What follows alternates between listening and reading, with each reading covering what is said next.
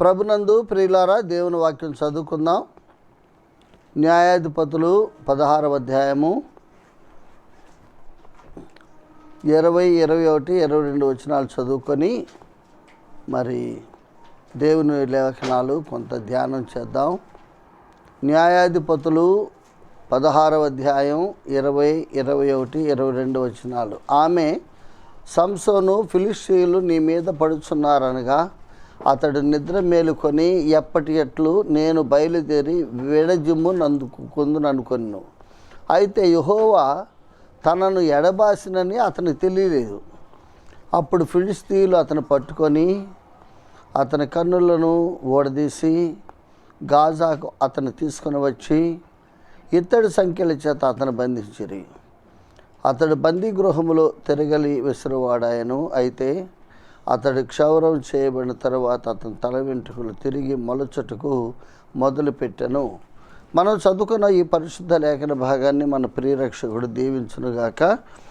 ప్రభునందు ప్రియమైన దేవుని పిల్లలారా, ఈ దినాల్లో మనము మరి యవ్వనస్తుల కొరకు ప్రత్యేకమైన సందేశాలు అనే శీర్షికలో కొన్ని లేఖన భాగాలు ఆధారం చేసుకొని దైవ గ్రంథంలో కొంతమంది మరి యవనస్తులైన వ్యక్తులను ఆధారం చేసుకొని మనం ధ్యానాలు అందిస్తూ వస్తున్నాము. ఇప్పటికీ 17 వర్తమానాలు అందించడం జరిగింది. ఇది 18వ వర్తమానం. 17 వర్తమానంలో కూడా ఇదే లేఖన భాగం. న్యాయాధిపతులు 16వ అధ్యాయము 20, 21, 22 ఈ 3 వచనాలు చదువుకొని సంసోను జీవితంలో కొన్ని విషయాలు మనం ధ్యానం చేసాం. అది చాలా వివరంగా 17 వర్తమానంలో ఉంది. సంసోను కూడా యవ్వనస్తుడు. ఇప్పుడు మనం చదువుకున్న లేఖన భాగం ఉన్నప్పుడు సంసోను ముసలివాడేం కాదు, యవ్వనస్తుడే. అయితే భ్రష్టుడైన సంసోను, పడిపోయిన సంసోను, పతనమైన సంసోను, లేక చెప్పాలంటే ఒక పతనమైన యవ్వనస్తుడు, భ్రష్టుడైన భక్తుడు. ఒకప్పుడు భక్తుడే. సంసోన్ అంటే వరపుత్రుడండి. మనం పుట్టినట్టుగా మన అమ్మ నాన్నకి మామూలుగా సహజంగా సంసోను జన్మించలేదు. సంసోన్ తల్లిదండ్రులకు పిల్లలు లేకుండా ఉన్నప్పుడు మానోహ ఆయన భార్య ప్రార్థన చేసేవాళ్ళు. ఆయన పిల్లలు లేరు. అనుకోకుండా ఒకరోజు దేవదూత సంసోను తల్లిగారికి ప్రత్యక్షమయ్యి నీకు బాబు పుడతాడు, ఆ బాబును నాజీరుగా నువ్వు నాకు పెంచాలి. నాజీరు అంటే నా కొరకు ప్రత్యేకించాలి, లోకంతో అతనికి సంబంధం ఉండకూడదు. నాజీరు అనే విషయాలు మనం తెలుసుకోవాలంటే సంఖ్యాకాండం 6వ అధ్యాయంలో చదువుకుంటే నాజీరు అంటే అసలు అర్థం ఏంటో మనకు అర్థమవుతుంది.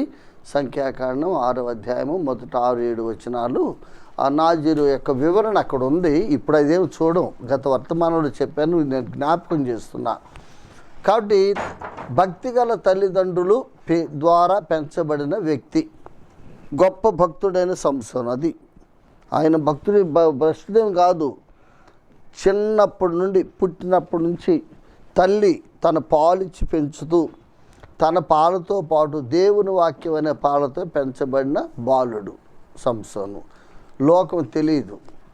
తల్లి తండ్రి ఎంతో భక్తిగా పెంచారు. వాళ్ళిద్దరు చాలా గొప్ప భక్తి పరులు. మానోహ ఆయన భార్య దేవుడి యొక్క ఇన్స్ట్రక్షన్స్ అన్నమాట, భక్తిగా పెంచమని. అలా పెంచబడిన ఈ వ్యక్తి ప్రారంభంలో బాగున్నాడు. యవనస్తుడు ఉన్నప్పుడు ప్రారంభంలో చాలా భక్తి ఉన్నాడు సంసోను. వివాహ వయసు వచ్చింది. వివాహ వయసు వచ్చిన తర్వాత అతడు లోకం వైపు చూడటం ప్రారంభించాడు. యవనస్తుడైన సంసోను తను చిన్నప్పటి నుంచి కూడా తన తల్లిదండ్రుల వైపు, దేవుని వాక్యం వైపు, దేవుని వైపు చూస్తూ పెంచబడ్డాడు. అలా పెరిగాడు. అతడికి లోకం తెలియదు. తను మంచి యవ్వనానికి వచ్చాడు. వివాహ వయసు వచ్చింది. సరే, అప్పటి వరకు తను నేర్చుకున్న దేవుని వాక్యం కానీ, తల్లిదండ్రులు నేర్పిన ప్రార్థన కానీ, వాక్యం కానీ అన్నీ మర్చిపోయి లోకం వైపు చూచాడు. ఎప్పుడైతే లోకం వైపు చూచాడో భ్రష్టుడుగా ఆయన యొక్క పతనం ప్రారంభమైంది 14వ అధ్యాయంలో. ఆ లోక వైపు చూడంటే మొట్టమొదట ఒక యూదుడు బైబిల్ ఏం చెప్తుందంటే, ఒకసారి కొరింథీయులకు రాసిన రెండవ పత్రిక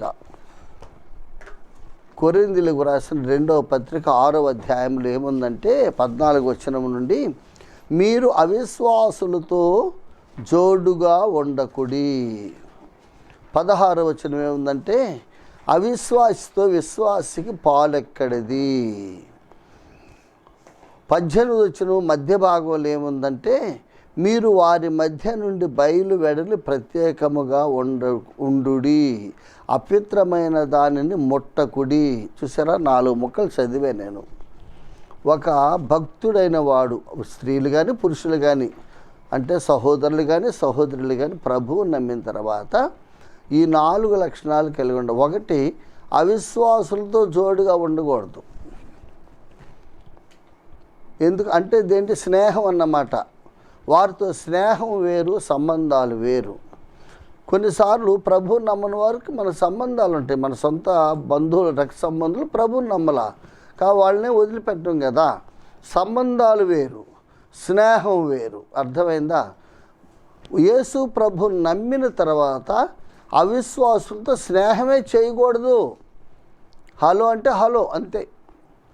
బాగున్నారా, బాగున్నాం, అయిపోయింది. మరి మన స్నేహం ఎవరితోటి?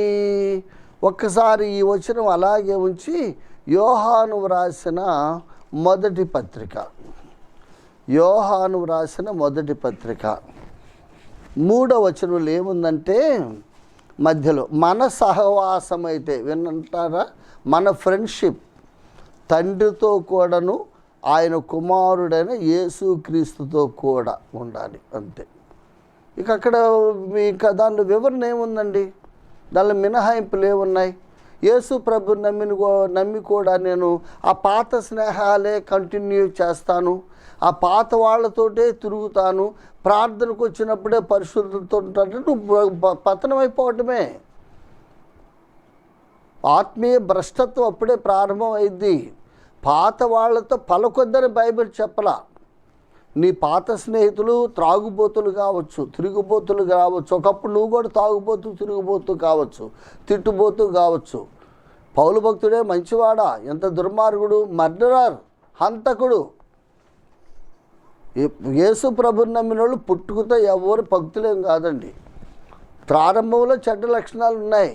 యేసు ప్రభుని నమ్మిన తర్వాత పౌలు భక్తుడు ఏమన్నాడు? నా మట్టుకైతే క్రీస్తు, చావైతే లాభం, అంతే. నేను బ్రతికితే క్రీస్తు కొరకు బ్రతుకుతా, క్రీస్తు పిల్లలతోనే సహవాసం చేస్తా. యేసు ప్రభుని నమ్మిన తర్వాత ఎన్నడూ కూడా పౌలు భక్తుడు తన పాత స్నేహితులతోటి ఎన్నడూ కలిసి ఉన్నట్టు దైవ గ్రంథంలో లేదు. దమస్కు మార్గంలో చూసినప్పుడు పౌలుతో పాటు ఒక ముఠా ఉంది, అందరు గుర్రాల మీద వెళ్తున్నారు. అర్థమైందా? అందరూ దొంగలు, దోచుకునేవాళ్ళు, అందరూ హంతకులే, అందరూ రౌడీ షీటర్స్. వాళ్ళు ఆయన ఫ్రెండ్స్. ప్రభువుని నమ్మాడు, దేవుని పిల్లలే పౌలు స్నేహితులు. మనం యేసు ప్రభువుని నమ్మిన తర్వాత అవిశ్వాసులతో జోడుగా ఉంటే మనం భ్రష్టులం అయిపోతామండి. కాబట్టి దేవుడు స్పష్టంగా చెప్పాడు. మరి సంసోను తల్లితో చెప్పాడు, సంసోను కూడా అలాగే పెంచుంటారు కదా అమ్మా నాన్న. కాబట్టి ప్రియమైన దేవుని పిల్లల, సంసోను పతనానికి మన కారణాలు గతంలో రెండు లక్షణాలు చూసాం. 17వ యొక్క ధ్యానంలో ఏమిటంటే, 1 నేను నిల్చున్నాను అనుకునేవాడు పడిపోకుండా చూసుకోవాలి. అది వివరణ ఇచ్చాను, ఇప్పుడు నేను చెప్పను. నేను నిలబడ్డాను, నేను పెద్ద సీనియర్ బిలీవర్ని, నాకంటే వాక్యం ఎవడికి తెలుసు, నాకంటే ఎవరు పెద్ద భక్తులు, నేను అసలు నంబర్ 1 ఈ చర్చిలో, నేను అన్నిటికీ, నేను లేకపోతే అసలు మందిరం లేదని కొంతమంది అతిశయపడతా ఉంటారు. ఊరగా పడిపోతారు అంతే. అసలు ఆ భావన వస్తేనే పడిపోయినట్లు లెక్క. నాశనానికి ముందు గర్వం. 2వ లక్షణం ఏం చేసామంటే, నన్ను బలపరచువా అని అందే నేను సమస్తం చేయగలనని ఒక వాక్యాన్ని చూపించా ఫిలిప్పీలకు వ్రాసిన పత్రికలో. అంటే నా స్ట్రెంగ్త్ ఏమి లేదు. అంతకుముందు పౌలు అన్నాడు, ఇదంతా నా బలం, నా తెలివితేటలు, నా జ్ఞానం, నా వేదాంత విద్య అనేవాడు నమ్మక ముందు. నమ్మిన తర్వాత I am zero, I am nothing, నేను నిస్సహాయుడును, నేను అసమర్థుడను, నేను చేతగాని వాడను, నా జ్ఞానం దమ్మిడికి పనికిరాదు. నేనేమైనా చేసుంటే, అది వాక్యం చెప్పానా, పాటలు పాడానా, సమర్థవంతంగా దేవుని కార్యాలు చేసానా, ఏమి చేసున్నా అది ఆయన కృపను బట్టి చేసే, కానీ నా వల్ల కాదని ఒప్పుకుంటున్నాడు. అలా ఒప్పుకుంటే ఎవడు పడిపోడు. సంసోను పడిపోవడానికి కారణం ఏంటంటే తన బలం మీద తను ఆధారపడ్డాడు, ప్రభు మీద ఆధారపడలా. మరి సంసోను ఎవరు? దేవుని వాక్యం బాగా ఎరిగిన వాడే. దేవుని వాక్యం ఎరగిన వాడు తన మీద తను ఆధారపడి తను పతనమైతే మనమేం ప్రశ్నించలేము. అతడి వాక్యం తెలియదు కాబట్టి. మరి సంసోను తన తల్లి దగ్గర పాలు తాగేటప్పటి నుండి వివాహ వయసు వచ్చేవరకు కనీసం 30 ఏళ్ళు అనుకుందాం వయసు. 30 ఏళ్ళు, 30 సంవత్సరాలు వాక్యంలో పెంచబడిన వాడికి వాక్యం ఎంత తెలుసు? వాక్యంలో పెంచబడ్డాడు, ఒక విధంగా వాక్యంలో ముంచి లేపబడ్డాడు సంసోను. ఇటువంటి వ్యక్తి నాకంటే బలవంతుడెవడు? తన వైపు తాను చూసుకున్నాడు. అది తన వైపు తాను. యేసు ప్రభు నమ్మిన వాడు ఎప్పుడు తన వైపు తాను చూసుకోకూడదు. తన వైపు తాను చూడకుండా దేవుని వైపు చూస్తే మనలో ఉన్న లోపాలు తెలుస్తాయి. మన బలం ఎందుకు పనికిరాదు. ఆ 2 కారణాలతో అతడు పతనం అయ్యాడు. దానికి కారణం ఏంటంటే అవిశ్వాసులతో జోడు, విశ్వాసకు ఉండకూడదు. తర్వాత ఏం చదివాను? కొరింథీయులకు రాసిన 2వ పత్రిక 6వ అధ్యాయంలో అవిశ్వాసితో విశ్వాసికి పాలెక్కడిదంటే నేను మరలా 3 విషయాలు చెప్తానండి. యేసు ప్రభు నమ్మిన దేవుని పిల్లలు వాళ్ళు యవనస్తులా పెద్దవాళ్ళు ఇవన్నీ కాదు, ఇది అందరికీ సందేశమే కదా. యవ్వనస్తులు ముఖ్యంగా సందేశం ఏంటంటే ఇక్కడ మనం ఒక యవ్వనస్తుడు బలిష్ఠుడు దేవుని చేత కోరుకోబడి దేవుని చేత ఒక విధంగా పంపబడినవాడు. దేవుడే పంపించాడు కదా సంసోను నీ భూలోకానికి. మామూలుగా మనలాగా పెండ్లైన తర్వాత పుట్టినవాడు కాదు, దేవుని దూత కాదు, యెహోవా దూత వచ్చి చెప్పాడని చెప్పి చదివే ధ్యానం చేసాం. దేవుని దూత వేరు, యెహోవా దూత వేరు. తెలుసా? దేవుని దూత అంటే గబ్రియేలు లేకపోతే మిఖాయేలు, వాళ్ళు దేవుని దూతలు, వాళ్ళు జస్ట్ మెసెంజర్స్. కానీ సంసోను నీ గర్భమును పుడతాడని సంసోను తల్లిగారికి చెప్పినవాడు దేవుని దూత కాదు, యెహోవా దూత. యెహోవా దూత అంటే యేసు ప్రభువు. పాత నిబంధనలో ఎప్పుడైనా యెహోవా దూత అనే మాట వచ్చిందంటే అది యేసు ప్రభు అని తెలుసుకోండి. యేసు ప్రభు అంటే క్రియేటర్ గాడ్, సృష్టికర్త. చూసారా? సృష్టికర్త పంపించాడు ఎంతో సంతోషంగా ఒక వ్యక్తిని మానోహ భార్య గర్భంలోకి. కాబట్టి ఆ తల్లిదండ్రులు కూడా అంటే మానోహ భార్య ఎంతో బాగా పెంచారు. చెప్పుంటారు, అయ్యా మనం దేవుని పిల్లలవి, మనం హెబ్రీయులము. అర్థమైందా? హెబ్రీయులము. అబ్రహాము హెబ్రీయుడు, యోసేపు హెబ్రీ పరుచువాడు, యోనా హెబ్రీ ప్రవక్త. హెబ్రీయులు మనం. ఈ లోకంతో మనకు సాంగత్యం ఉండకూడదు. ఈ లోకంలో మనకంటే బలమైన వాళ్ళు ఉండొచ్చు, అందమైన వాళ్ళు ఉండొచ్చు, రంగు కలిగిన వాళ్ళు ఉండొచ్చు, డబ్బులు గల వాళ్ళు ఉండొచ్చు. వాళ్ళతో మనకు సంబంధాలు వద్దు అంటే ఈ 14వ అధ్యాయంలో ఈ భక్తుడైన యవ్వనస్తుడైన బలవంతుడైన సంసోను ఫిలిస్తీన్లు ఏరియాకి వెళ్ళిపోయాడండి. వాళ్ళ పట్టణానికి ఏం సంబంధం అండి? అది ఇక్కడ అవిశ్వాసితో విశ్వాసికి పాలు ఎక్కడిది? అక్కడికి వెళ్ళి ఈ అమ్మాయిని నేను పెళ్లి చేసుకుంటానంటాడు. కుమారుడు పెళ్లి చేసే విషయం తల్లిదండ్రులు తెలీదా? వాళ్ళు చూడలేరా? హెబ్రీల్లో చక్కని అమ్మాయి లేదా? సంసోను తగిన అమ్మాయి చూడరా వాళ్ళు? అర్థమైందా? కాబట్టి వివాహ సంబంధాల్లో చెడిపోయాడు. యేసు ప్రభుని నమ్మిన వాళ్ళు 3 సంబంధాల్లో అవిశ్వాసులతో మిక్స్ కాకూడదు, భాగస్వాములు కాకూడదండి. అంతేను. మీరు ఏమని అనుకున్నారు? వాళ్ళు చాలా మంచోళ్ళండి, వాళ్ళు చాలా మంచోళ్ళండి అని అంటారు. నో. యేసు ప్రభుని నమ్మని వాళ్ళు ఏదో లోకరీతిగా మంచోళ్ళైనా చస్తే నరకానికి వెళ్తారు. ఏం మంచోళ్ళు? చచ్చిపోయిన తర్వాత పరలోకానికి వెళ్ళే వాళ్ళే మంచివాళ్ళు. బైబిల్ చెప్పేది అది. మీరు ఏమని అనుకోండి. చచ్చిపోతే అగ్నిగుండంలో కాలేదు మంచితనం అంటారా? అవకాశం ఉండి యేసు ప్రభుని నమ్ముకోకుండా యేసు ప్రభు దేవుడని తెలిసి కూడా తృణీకరించి ఈ లోకంలో నువ్వు ఎంత మంచిగా బ్రతికినా, నువ్వెంత నీతిమంతుడు అని చెప్పుకున్నా, చివరి చచ్చిపోయేది ఖాయం, అగ్నిగుండానికి వెళ్ళేది కాలం. నువ్వు ఎలా మంచివాడు అవుతావు? కాబట్టి యేసు ప్రభు నమ్మని వారు లోకరీతిగా మంచోళ్ళు అంటారేమో కానీ బైబిల్ మంచోళ్ళు అని చెప్పట్లా. వాళ్ళు అనీతిమంతులు, వాళ్ళు అపవిత్రుకులు, వాళ్ళు సజ్జన ద్వేషులు. అర్థమైందా? వాళ్ళు అసూయపరులు, చివరికి అగ్నిగుండానికి వారసులు. వాళ్ళు ఎలా మంచోళ్ళు అండి? వాళ్ళతో నీకు స్నేహం ఎందుకు?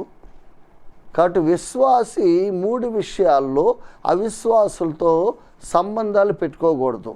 ఆ 3 విషయాలు ఏంటంటే, నంబర్ 1 వివాహం, నంబర్ 2 వ్యవసాయం, నంబర్ 3 వ్యాపారం. 3 వీలు: వివాహము, వ్యవసాయము, వ్యాపారము. ఈ 3 విషయాలలో అవిశ్వాసులతో ఏ విశ్వాసైనా జోడు పెట్టుకుంటే, అదే విశ్వాసికి అవిశ్వాసికి పాలు అంటే ఇదే పాలు. వాళ్ళతో కలిసి నువ్వు చేసేది ఏమిటి? వ్యాపారం. నువ్వు వ్యాపారం చేయాలంటే సింగిల్గా చెయ్యి, లేదా మానుకు. అసలు వ్యాపారం చేయాల్సిన పని ఏమిటి? బైబిల్ ఏం చెప్తుంది? క్రొత్త నిబంధన చదవండి. నేను వచ్చే వరకు మీరు వ్యాపారం చేయడు అన్నాడు ఒకడు. ఒక రాజకుమారుడు విదేశాలకు వెళ్ళిపోతూ, ఆ రాజకుమారుడు మన ప్రభువు. నేను వచ్చే వరకు అంటే ఆయన 2వ రాకడ చెప్తున్నాడు, వ్యాపారం చేయమంటే సువార్త చెప్పమని. అది యేసు ప్రభు నమ్మినోడికి వ్యాపారం ఎందుకండి అసలు? వ్యాపారం ఒకవేళ నీకు డబ్బుండి దేవుడు ఆ కృప ఇచ్చి ఆ స్థాయి ఇచ్చి వ్యాపారం చేసే కెపాసిటీ సామర్థ్యం ఇస్తే చక్కగా నువ్వు ఒక్కడవే పెట్టుకో, ఒక్కదానివే పెట్టుకో విశ్వాసగా. అవిశ్వాసిని నీ పార్ట్నర్గా పెట్టుకోవద్దు, అంతే. బైబిల్ చెప్తుంది అంతే. అవిశ్వాసిని పార్ట్నర్గా పెట్టుకుంటే నువ్వు భ్రష్టుడు అయిపోతావు, భ్రష్టురాలు అయిపోతావు బైబిల్ చెప్తుంది. నంబర్ 1. నంబర్ 2 వివాహం. వివాహంలో అవిశ్వాసాలతో ఎట్ట పెడతారండి? ఒకసారి ఇర్మియా గ్రంథం చూడండి, ఊరక జ్ఞాపకం చేస్తానంతే. ఇర్మియా గ్రంథం కదా, ఇర్మియా గ్రంథము 44వ అధ్యాయం కదా. ఇర్మియా గ్రంథం 44వ అధ్యాయం 15వ వచనం చదువుతున్నాను. ఇక్కడ చాలా విషయాలు ఉన్నాయి, నేను ఊరకు కొన్ని విషయాలు. 9వ వచనంలో ఏమన్నాడంటే,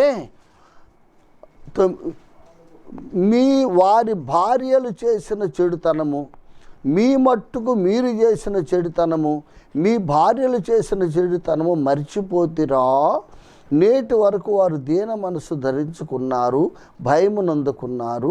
నేను మీకును మీ పితరులకు నియమించిన ధర్మశాస్త్రమునైనను కట్టడలనైనను అనుసరింపకయే ఉన్నారు. 9-10 వచనాలు 44వ అధ్యాయం.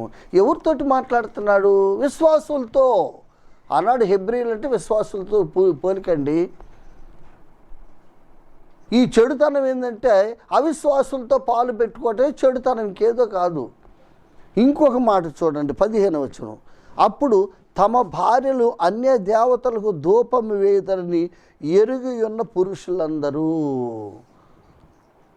హెబ్రీ స్త్రీలు ఏం చేస్తున్నారు? అన్య దేవతల ధూపం. ఎందువల్ల? వాళ్ళతో సాంగత్యం చేస్తున్నారు, అది వాళ్ళతో పాలి భాగస్తులయ్యారు. వాళ్ళతో సాంగత్యం చేస్తే ధూపం వేయక ఏం చేస్తారు? వీళ్ళ నుంచి కీర్తనకాడు ఒక మాట చెప్పాడు. ఒకసారి 105వ కీర్తన తీయండి, మనం లేఖనాలు చూడాలి. 106వ కీర్తన, 106వ కీర్తన చూడండి, 35వ వచనం చదువుతున్నా. అన్యజనులతో సహవాసము చేసి వారి క్రియలు నేర్చుకొనిరి, వారి విగ్రహములకు పూజ చేసిరి, అవి వారికి ఉరియాయను. ఇంకేం కావాలండి? విశ్వాసకి అవసరమా? అవిశ్వాసతో వ్యాపారం వద్దు, అవిశ్వాసతో వివాహం వద్దు, అవిశ్వాసతో వ్యవసాయం వద్దు, అంతే బైబిల్ చెప్తుంది. అవిశ్వాసం మంచివాడు కావచ్చు, నేను కాదంటలా, వాళ్ళు చెడ్డోళ్ళని నేను చెప్పను. లోకరీతిగా వాళ్ళు చాలా మనకంటే మంచివాళ్ళే, కానీ వాళ్ళు యేసయ్యను నమ్మలా, అంతే. వాళ్ళతో నీకెందుకు? బైబిల్ చెప్తుంది.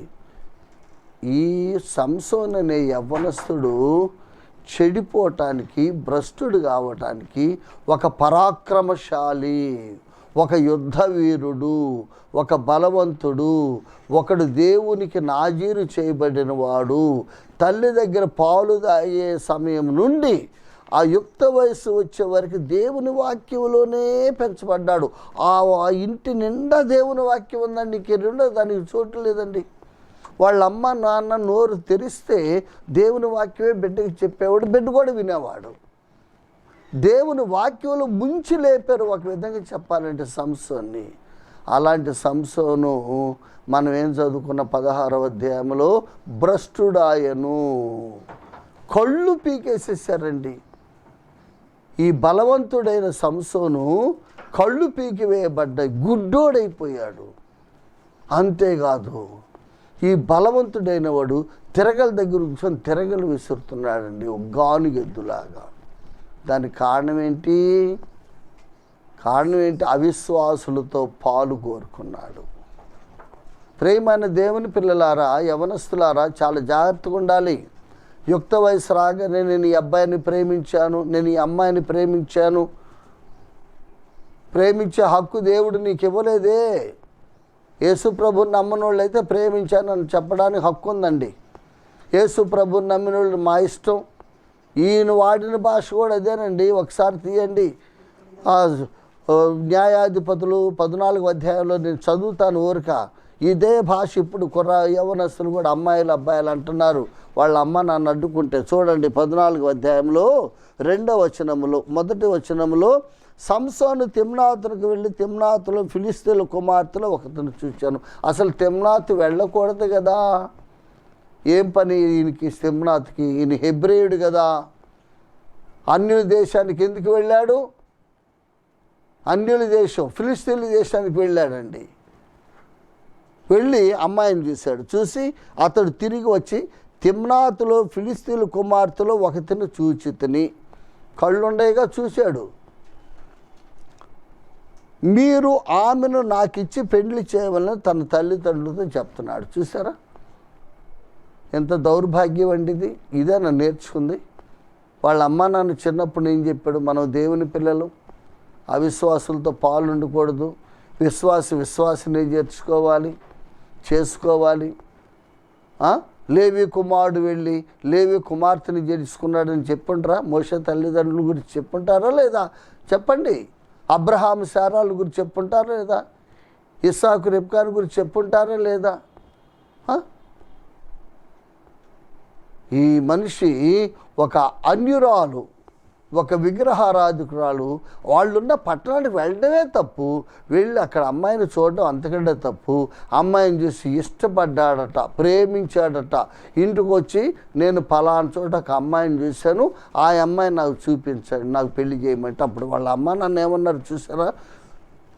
అప్పుడు చూడండి, చదువుతున్నాను 3వ వచనం, అనగా వారు అంటే వాళ్ళ అమ్మ నాన్న మానోహ ఆయన భార్య, నీ స్వజనుల కుమార్తెలలో అంటే మన హెబ్రీయులలో స్త్రీ లేదనుకొని సున్నతి పొందని ఫిలిస్తీన్లు ఒక నమ్మని అవిశ్వాసిని కన్యని తెచ్చుకొని వెళ్తున్నావా? తప్పు కదా. అవిశ్వాసిని పెళ్లి చేయమని అడగటమే తప్పు కదా. నువ్వు చిన్నప్పటి నుంచి ఏమి నేర్చుకున్నావు మా దగ్గర? మేమేం చెప్పాము? ధర్మశాస్త్రం ఏం చెప్తుంది? మేము చెప్పిన దేవుని వాక్యం ఏంటి? దానికి విరుద్ధంగా మాట్లాడుతున్నావు అని తల్లిదండ్రులు అడ్డగిస్తే అప్పుడు అంటాడు, అందుకు సంసోను ఆమె నాకు ఇష్టమైనది, నా ఇష్టం. ఇప్పుడు కూడా అదే జరుగుతుంది ఇళ్లలో, ఇప్పుడు విశ్వాసుల ఇళ్లలోనే జరుగుతుంది. నా ఇష్టం అంటున్నారండి అబ్బాయిలు అమ్మాయిలు. ఆ పై వేషాలు చూసి, వాళ్ళ డ్రెస్సింగు, వాళ్ళ హెయిర్ స్టైలు, వాళ్ళ షోకులు చూసి అబ్బాయిని ప్రేమించామనుకొని భ్రష్టులైపోతున్నారు. ప్రియమైన యవ్వనస్తులారా, మీరు భ్రష్టులు కావడం అంటే ఇదే. సంసోను ఎందుకు భ్రష్టుడయ్యాడు? ఎందుకు తిరగలు విసిరాడు? ఇంత గొప్ప యవ్వనస్తుడు, దేవుని చేత కోరుకోబడి, దేవుని చేత పంపబడి, దేవుని వాక్యములో పెంచబడిన వాడు భ్రష్టుడైపోయాడు. కళ్ళు పీకేశారండి. ఎందుకు కళ్ళు పీకేశారు? మనం చదువుకున్నాం కదా 16. ఎందుకు కళ్ళు పీకేశారంటే చూసారా, ఒకతను చూచాను. దేంతో చూశాడు? ఆ కళ్ళతో చూసాడు, కళ్ళు పీకేశారు, అంతే, అయిపోయింది, ఫినిష్. అదే కదా రోమపత్రిక 6వ అధ్యాయం చెప్పేది, మీ శరీర అవయవాలు దేవునికి నీతి సాధనములుగా అప్పగించుకొనుడి. ప్రియమైన దేవుని పిల్లలారా, కన్ను విషయమై జాగ్రత్తగా ఉండాలి. యేసు ప్రభుని నమ్మిన యవ్వనస్తులు నేను ముఖ్యంగా చెప్తున్నాను, వివాహాలు అన్యులతో కోరుకోవద్దు. అన్యులు మిమ్మల్ని రెచ్చగొడతారు, ఆకర్షిస్తారంతే. ఆకర్షణ ఈజ్ ఈక్వల్ టు పాపము. పాపం అంటే ఏమనుకున్నారు? ఆకర్షణ.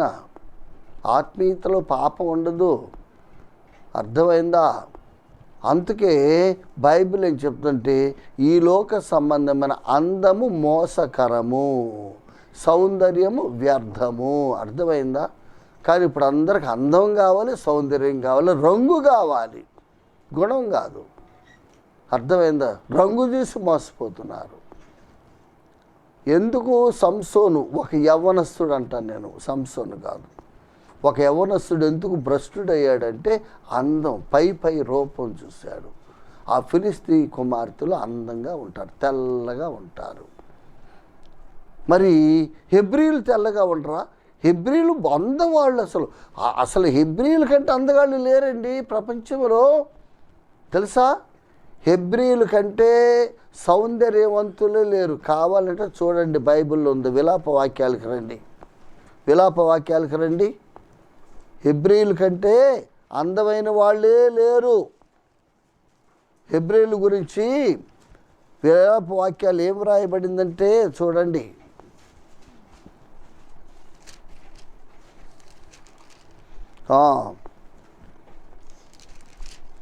హెబ్రీలు కాదు, విలాప వాక్యములు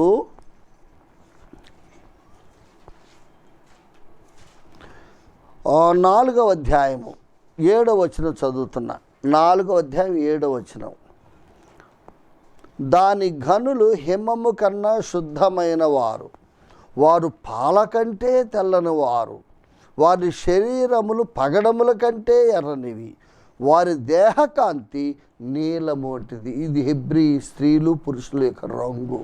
ఇప్పుడు కూడా అదే ఉంది. కావాలంటే మీరు ఇజ్రాయెల్ దేశం వెళ్ళి చూడండి. ఇంతకంటే అందగాళ్ళు లేరండి ప్రపంచంలో. అసలు యూదుల కంటే అందమైన వాళ్ళు ప్రపంచంలో ఏ జాతి లేదు ఈ రోజు కూడా. యథార్థం అది. ఇతడు యూదుడై ఉండి ఒక అన్య స్త్రీని మోహించాడంటే ఎంత భ్రష్టుడైపోయాడు. ఒక విశ్వాసి ప్రార్థనకు వస్తూ దేవుని సన్నిధిలో ఉంటూ దేవుని వాక్యం వింటూ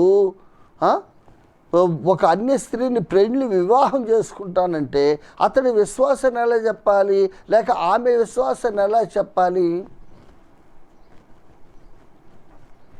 కాబట్టి యవ్వనస్తులారా, ఇది మనకు పాఠం కాదా? ఇది పాఠం. యవ్వనస్తులు చాలా జాగ్రత్తగా నేర్చుకోవాలి. వివాహాల్లో తప్పిపోతున్నారు చాలామంది. వివాహాల్లో చాలామంది భక్తి విషయంలో భ్రష్టులుగా తయారైపోతున్నారు. భక్తిని విడిచిపెడుతున్నారు తాత్కాలిక లాభాలు, ప్రయోజనాల కోసం. అది రంగు అనండి, లేక చదువు అనండి, లేక ఉద్యోగం అనండి, లేక ఆదాయం అనండి, లేక కట్నాలు అనండి, కానుకల, వీటికి ఆశపడి భక్తిని పాడు చేసుకుంటున్నారు. హెబ్రీయులు పగడముల కంటే ఎర్రనివి, పాల కంటే తెల్లని వారు, వారి దేహకాంతి నీలము వంటిది. ఇటువంటి వారు చూడండి తర్వాత చెప్పాడు, అట్టి వారి ఆకారము బొగ్గు కంటే నలుపాయను. ఇదే భ్రష్టత్వం. బొగ్గు కంటే నలుపైపోయాడు. ప్రియమైన దేవుని పిల్లలారా, దేవుని వాక్యాన్ని మనం తేలిగ్గా ఎంచకూడదు. లేఖనాలు మనం పరిశీలన చేయాలి. ఎందుకు? ఒక పరాక్రమశాలి, ఒక బలవంతుడు భ్రష్టుడైపోయాడు, తిరగల విసిరివాడయ్యాడు, అన్యుల చేతికి బందీగా చిక్కాడు, కళ్ళు ఓడ బెరకబడ్డాయి, తిరగలు విసురుతూ ఉన్నాడు. ఏడుస్తున్నాడు. ఎందుకంటే స్వయంకృత అపరాధం.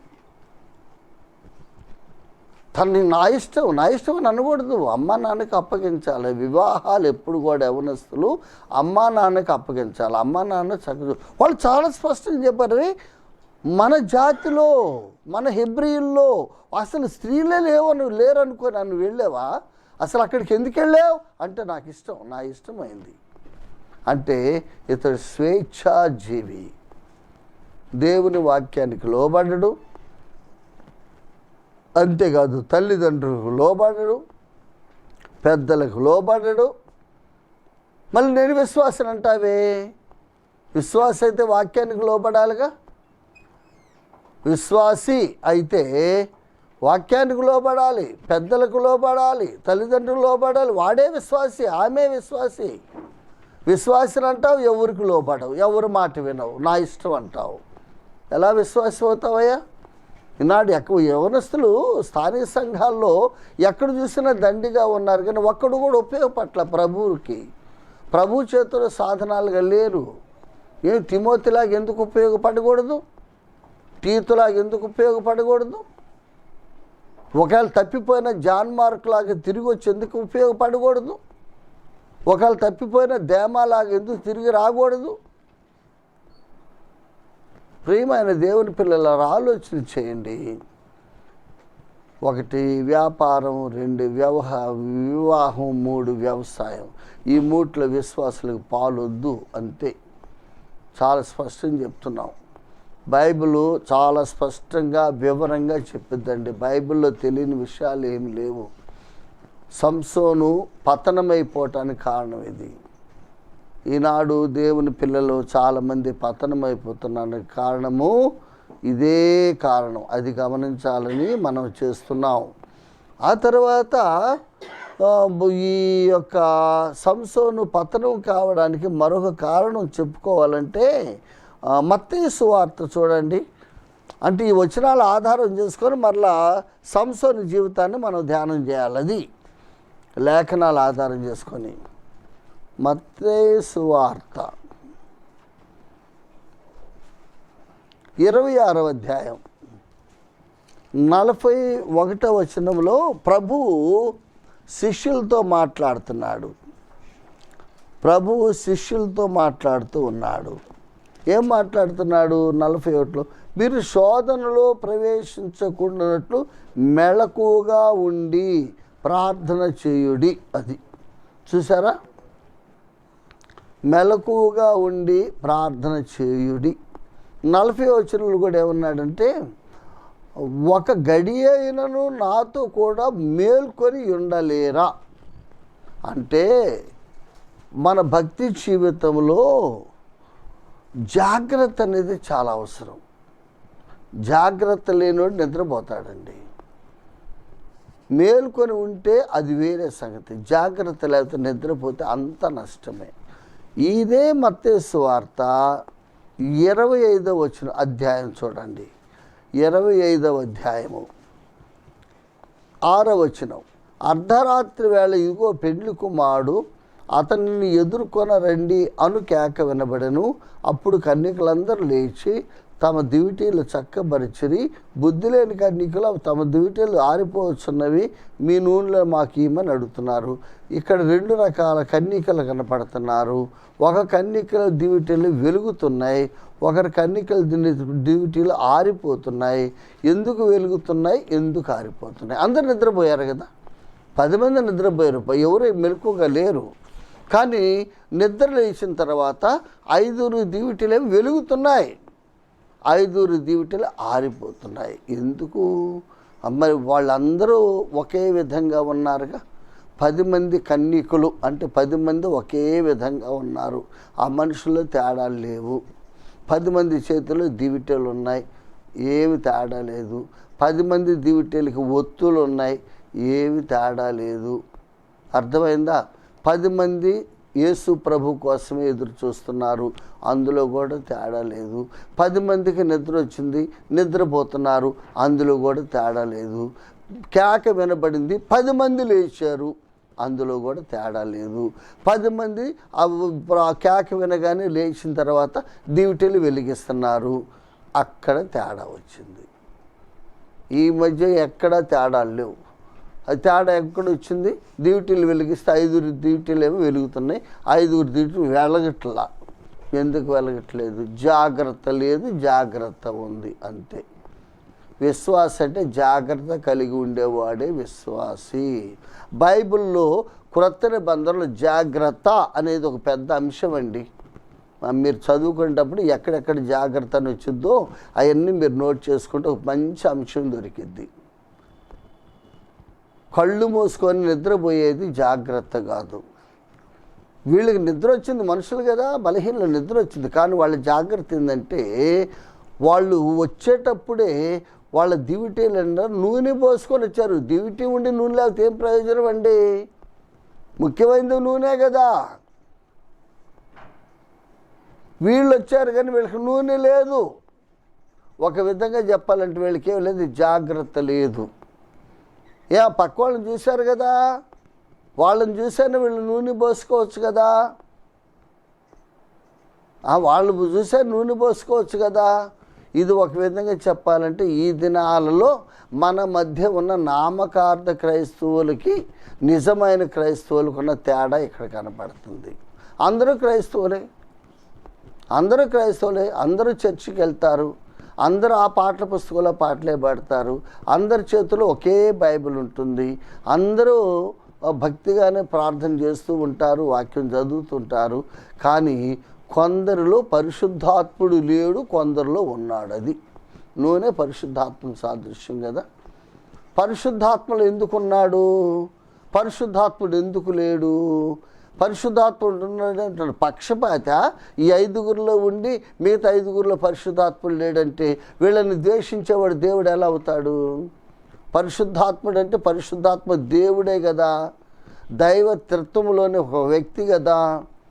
ఆయన దేవుడై ఉండి పక్షపాతం ఎలా చూపిస్తాడండి? మరి పక్షపాతం అంటానికి లేదు. మరి 5గురిలోనే ఉన్నాడు ఎందుకు? ఆ 10 మంది కన్నికలు కదా, 10 మందిలో ప్రవేశించు కదా. అంటే 10 మందిలో 5గురు జాగ్రత్త కలిగిన వారు, అందుకు ఆయన వారిలో ఉన్నాడు. ఏమిటి జాగ్రత్త? వాళ్ళ జాగ్రత్త ఏంటంటే మేము ఈ లోకంలో ఎంత దివిటి కలిగి ఉన్నా, ఎన్ని ఒత్తులు కలిగి ఉన్నా నూనె లేకపోతే వ్యర్థము. నూనె పరిశుద్ధాత్మ సాదృశ్యము. నూనె కావాలంటే ఏం కావాలి? నా హృదయాన్ని ప్రభువుకి ఇవ్వాలి. ప్రభువా నేను పాపినని ఒప్పుకోవాలి. ఆ జాగ్రత్త లేకపోతే ఫినిష్. అంతటి తలుపు వేయబడను. 5గురు బయట ఉన్నారు, బయట ఉండి తలుపు తడుతున్నారు. అయ్యా అయ్యా అయ్యా అయ్యా మాకు తలుపు తీ. ఎక్కడే ఉందో చూడండి, 11వ వచనం. అయ్యా అయ్యా అయ్యా మాకు తలుపు తీయమని అడుగుతారు 25:11. అప్పుడు ఆ పెండ్లి కుమారుడు ఏమన్నాడు తెలుసా? అతడు మిమ్ముని ఎరుగని. ఏమిటండి అంత అన్యాయం అండి? పుట్టినప్పటి నుంచి అప్పుడు దాకా చేతిలో దివిటి పట్టుకుని ఆ చర్చిలోనే ఉన్నారు, ఇప్పుడే మిమ్మల్ని ఎరగని అంటున్నాడు ఆయన. చూసారా? అంటే దాని అర్థం ఏంటి? మీరు నమ్ముకోలా. కాబట్టి నమ్మడమే జాగ్రత్త, నమ్మకపోవటం అజాగ్రత్త. అర్థమైంది? జాగ్రత్త అంటే ఏంటి? నమ్ముకొనుట. యేసు ప్రభువా నేను పాపిని, నా పాపాలు క్షమించమని అడగకపోతే మీరు అజాగ్రత్త. జీవితకాలం మందిరాలకు వెళ్తారు కానీ యేసు ప్రభుకి మాత్రం హృదయం ఎవరు? రేపు మీ పరిస్థితి కూడా ఇదే గతి. అర్థమైందా? జాగ్రత్త ఉండాలి. ఎందుకు ఇన్ని విషయాలు చెప్పాను? సంసోనికి ఏమి లేదు, జాగ్రత్త లేదు. వాళ్ళ అమ్మగారితోటి దైవజనుడంటే యెహోవా దూత మాటి చెప్పాడు, నువ్వు జాగ్రత్తగా ఉండు, నువ్వు మద్యం తాగొద్దు, నువ్వు ద్రాక్షరసం తాగొద్దు, ద్రాక్ష చెట్లకు వెళ్ళొద్దు అంటే ఈయన ద్రాక్ష చెట్లకు వెళ్తాడండి? ద్రాక్ష తోటకి వెళ్తాడండి? అసలు నాజీరు చేయబడ్డవాడు శవాన్ని ముట్టుకోకూడదంటే శవంలో ఉన్న తేనె తాగుతాడండి. ఇంకేందండి? ఈ జాగ్రత్త ఉందంటారా? భ్రష్టుడైపోయాడు. జాగ్రత్త లేకపోతే ప్రియమైన యవనస్తులారా మీరు భ్రష్టులు అయిపోతారు. అంతే. నేను మళ్ళీ చెప్తున్నా, ఏమని అనుకోండి. జాగ్రత్త ఉండాలి. మీ భక్తి విషయమై, మీ యవనస్తుల విషయం, యవన కాల విషయంలో జాగ్రత్త ఉండాలి. లేదంటే మిమ్మల్ని సాతానుడు పడవిగొట్టే ప్రమాదం ఉన్నది. ఎవరిని మృంగుదునా తిరుగుతున్నాడు. 1 పేతురు 5:8. వాడు ఎక్కడో లేడు, మన ప్రక్కనే ఉన్నాడు. ఎక్కడ యవనస్తులు ఉన్నారో యవనస్తుల పక్కనే ఉంటాడండి. సాతానుడికి ఎక్కడున్నాడో వృద్ధుల దగ్గర కాదు, వాడికి కావాల్సింది యంగ్స్టర్స్ అండి. ముసలాళ్ళని ఏం చేసుకుంటాడు? నమ్మిన యవనస్తులు ఇంకా కావాలి. అసలు యేసు ప్రభుని నమ్మని వాళ్ళంతా వాడి ఫాలోయర్స్ కాబట్టి ఇబ్బంది లేదు వాడికి. యేసు ప్రభుని ఎవరైతే నమ్ముతారో, యేసు ప్రభు మందిరానికి ఎవరైతే వస్తారో, యేసు ప్రభు కార్యాలు ఎవరైతే చురుగ్గా ఉంటారో వాళ్ళ పక్కనే ఉంటాడు సాతానుడు. ఎందుకు? విశ్వాస భ్రష్టులను చేయడానికి. సంసోనుకు వాక్యం తెలీదా? అసలు సంసోను తెలిసిన వాక్యంలో మనకేం తెలుసండి? ఎంత బాగా తెలుసు. సంసోన్ను వాక్యంలో ముంచి తేల్చుంటారు వాళ్ళ అమ్మ నాన్న. అలాంటి సంసోన్ను పడగొట్టాడు. ఎందుకంటే అజాగ్రత్త. జాగ్రత్త లేకపోతే నిన్ను నన్నైనా పడగొడతాడు. ప్రియమైన యవనస్తులారా ఆలోచన చేయండి. సంసోనులాగా ఈనాడు యవనస్తులు చాలామంది ఉన్నారు. మీ వివాహాల విషయంలో జాగ్రత్తగా ఉండండి. అంతే, నేను మరలా చెబుతాను. వివాహాలు మీ ఇష్టం వచ్చినట్టు మీరు కోరుకోవద్దు. మా ఇష్టమైంది, నేను పలానా అమ్మాయిని ప్రేమించా, నేను పలానా అబ్బాయిని ప్రేమించాను చెప్పడానికే వీల్లేదు.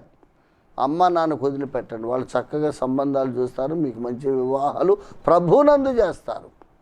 అప్పుడు మీరు భాగ్యవంతులు అవుతారు. విశ్వాసమందు భాగ్యవంతులు కావాలి, తెలుసా? లోకంలో భాగ్యవంతులు కాదు. మిగిలిన విషయాలు తర్వాత వర్తమానంలో చూద్దాం. ప్రభు మాటలు దీవించును గాక.